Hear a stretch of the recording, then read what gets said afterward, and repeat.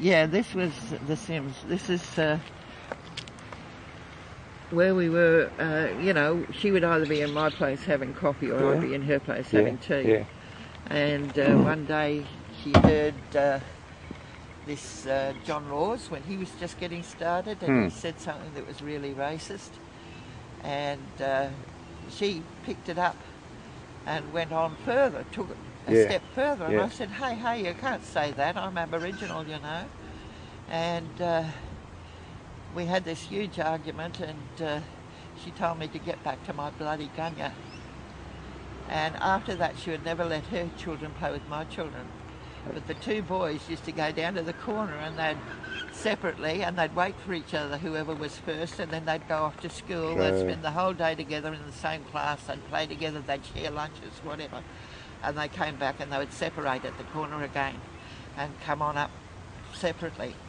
Yeah. Eventually, she started going to work, and the older boy and the one that was Greg's age, every year from when they were 6 years old, they were given all these military costumes and military toys. Yeah. And I was very much against it, and poor Greg kept wanting the same things. Of course he would, yeah. Because he could see what the other kids had. Yeah.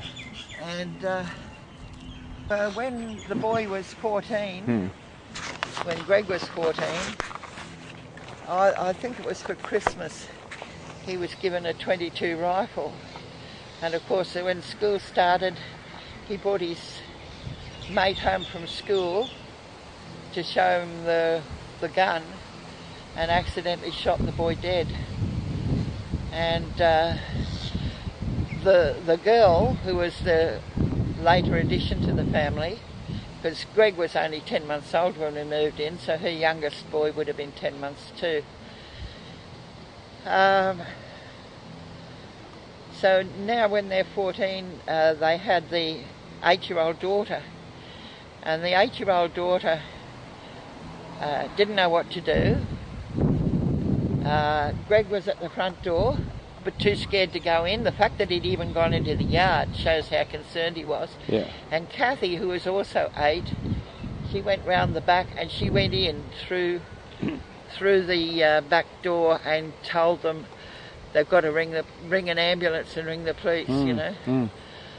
But the boy then, Craig, the boy next door, had a nervous breakdown, obviously, and he used to get the shakes really bad, and she used to come and knock on the door and say, "Excuse me, can Greg possibly come in to sit with Craig, because he's got the shakes and he can't stop shaking." So she changed a little bit. Yes, but because you have to, yeah.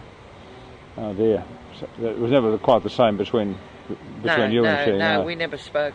We never spoke again.